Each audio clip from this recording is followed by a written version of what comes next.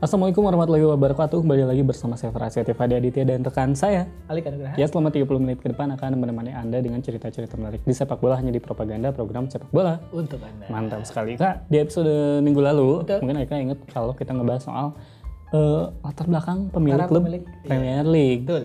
Dan mungkin kemarin itu baru sekitar berapa ya? 12-an kali. Lebih Dan dari itu semua latar belakangnya tentang dari pengusaha. pengusaha, benar. Dan juga ada dari anak orang kaya. Betul, Koneksi.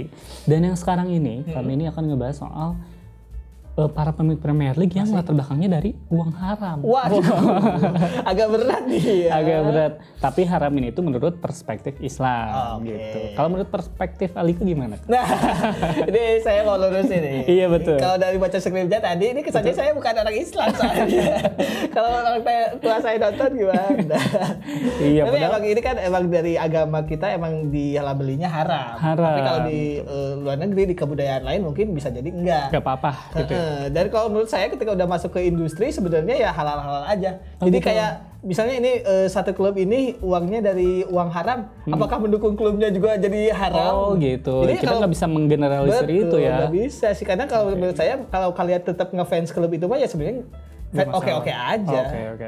Tidak karena latar belakangnya penjudi gitu, terus kita nge-support itu jadi kayak jadi kitanya juga Ikut haram, dosa. betul. Enggak sih menurut Kalau saya. misalnya kita nontonnya sambil makan babi, Kak. Wah, nah ya itu jelas. Iya. Itu jelas dong. Karena saya juga ngerasa kalau saya pendukung Chelsea gitu ya. Betul. Chelsea ini kan mendukung tentang LGBT. Mm-mm. Dan saya kan mau gak mau ya, masa saya Melarang si Chelsea-nya iya, ya. gedukung dia. Saya tetap ngefans aja gitu. Ya, oke, nah yang pertama ini bakal dibahas sama Alika nih soal Brentford. Ya. Nah, Brentford ini adalah penasehat para penjudi yang berhasil di sepak bola. Di sepak bola. Nah, Brentford adalah salah satu contoh dongeng Cinderella, di mana mereka kesebelasan yang sepanjang sejarah berkutat di divisi bawah kemudian meraih mimpi. Berarti endingnya dicipok pangeran. Iya sih kalau Cinderella itu sih, tapi bukan. Enggak, Cinderella mah. Itu mah Putri Itu Tidur. Putri Tidur, Cinderella sama. mah itu sepatu kaca Sepatunya, dong. ya, sepatunya. Nah, di balik itu semua ada peran penting dari Matthew Benham, pemilik klub. Nah, Benham ini merupakan lulusan fisika Universitas Oxford. Agak jauh tapi, ya. Meskipun jauh, lulusan pertanian aja bisa jadi HRD. Aduh, ini bahasa yang kemarin ini alma mater kita juga loh. Bahkan ada lulusan pertanian, kakak angkatannya si HRD ini. Dia jadi manajer Oke, di bisa dong. JKT48. Itu teman kita dong. Angkatannya Itu Melody sama, ya. 2009 bahkan jauh ya. Nah, berkat kelihayan si Benham ini yang menjadi konsultan riset dan analisis yang intinya memberikan saran dan data bagi para penjudi lewat situsnya Smart Odds. Jadi kayak ngasih analisis buat para penjudi gitu intinya mah. Nah, tidak lama setelahnya ia membeli juga matchbook.com, sebuah situs pertukaran taruhan atau betting exchange. Betting exchange. Berarti sebenarnya dia mah apa ya namanya teh? Cuma apa ya? Pemberi sarannya aja solusi, ya, bukan judinya ya. Ternyata Benham banyak belajar bahwa ada banyak keterkaitan dan keterikatan antara menguasai dunia taruhan dengan olahraga dan menjalankan klub sepak bola gitu. Ternyata ada. Betul. Hal ini karena data tersebut dapat digunakan untuk menemukan talenta-talenta yang diremehkan di pasar transfer dengan cara scouting atau mengembangkan sistem taktikalnya. Jadi yang lagi rame apa nih kayak gitu. Dan data tersebut juga bisa dijual meski tidak semahal data kebocoran KTP. Yang udah tidak aneh lagi kalau di kita. Udah baiklah. Karena kecintaannya terhadap Brentford, ia menjadi penyelamat dengan memberikan investasi 500.000 pound pada 2006 yang menyelamatkan Brentford dari ancaman kebangkrutan. Waduh. Tapi kan tetap aja itu dari uang judi ya. Betul juga. Sebenarnya. Uniknya, kala itu ia hanya mau disebutkan sebagai investor misterius. Wah, hamba Tuhan. Iya Kan benar. gak mau disebut biasanya. Misterius udah mirip sama Limbat. Wah, itu lebih serius lagi emang sih. Serius lagi ya. Brentford ini dikenal sebagai tim dengan keputusan transfer terbaik di Inggris dan menjadi tim yang berlaga di Premier League.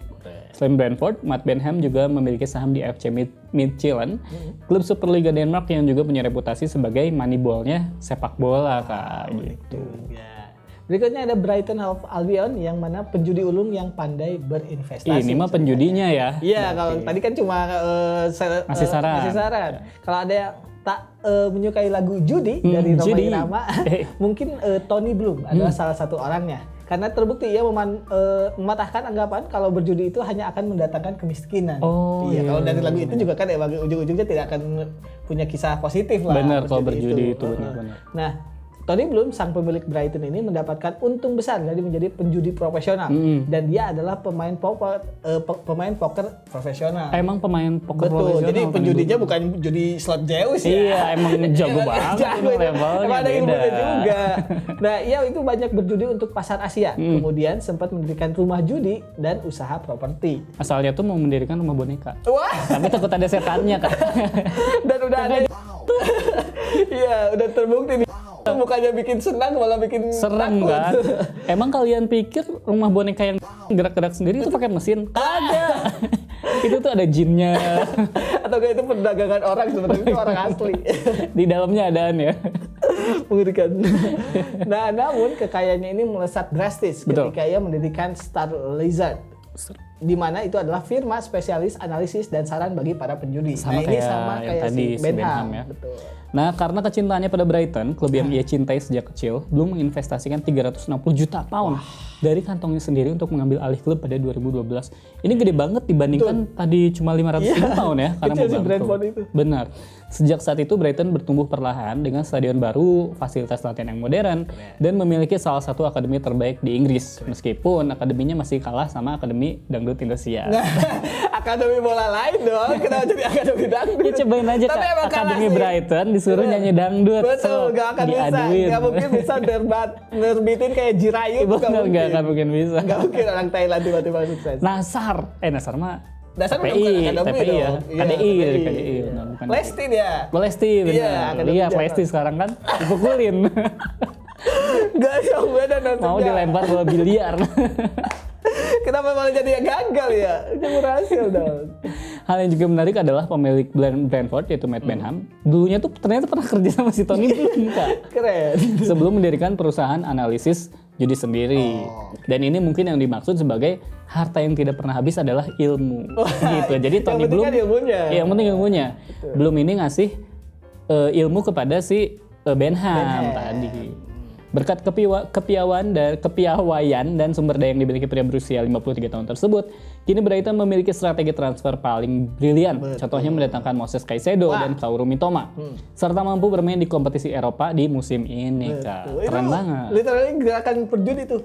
Beli murah, jual Mahal. Iya benar. Sial. Benar, klub saya lagi yang kita Loh, ibas. berarti Feni Rose itu menginginkan judi dong? Wah, yang sering dia Yang jual properti, iya kan?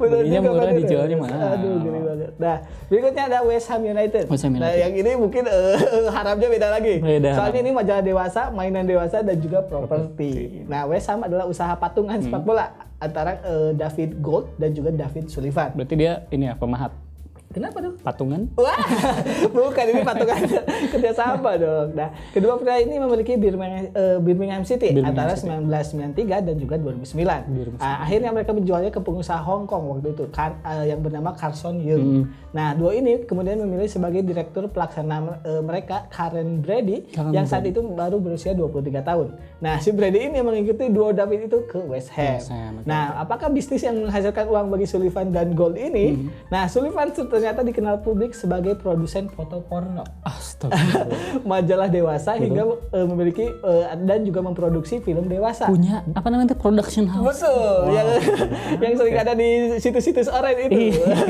Dan dia juga menguasai waktu itu setengah dari pasar majalah dewasa Inggris pada pertengahan 1970-an, yang mana mungkin lagi booming-boomingnya. Makanya keuntungannya gede banget. Nah, karena bisnis tersebut juga Sullivan itu sudah menjadi miliarder pada usia 25 tahun saja. Dia jadi miliarder dari cowok-cowok horny. Iya juga. Yang mana emang sampai sekarang bisnisnya selalu tetap ada ya. Sementara itu Gold yang meninggal dunia pada 2021 lagi disiksa berarti. Ini dari agama kita lagi. Iya, balik lagi. sorry ya. Memiliki Ann Summers, yaitu jaringan toko sex toys yang merupakan salah satu yang terbesar di Eropa, Kak.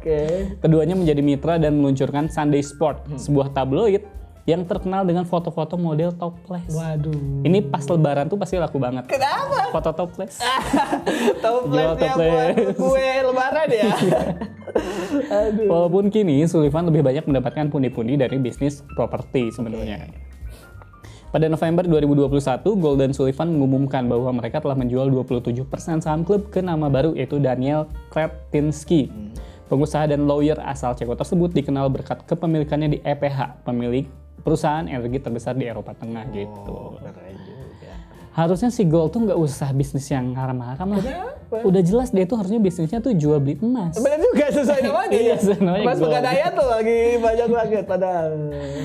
Menarik ya kayak. Yap. Itu adalah para pemilik dengan latar belakang yang uang haram. Mungkin lah, uang gitu. haram bagi sebagian orang ya. Bener banget. Ya itu tadi ya, jangan kemana-mana, tetap di Propaganda program Sepak Bola. Untuk Anda. Mantap.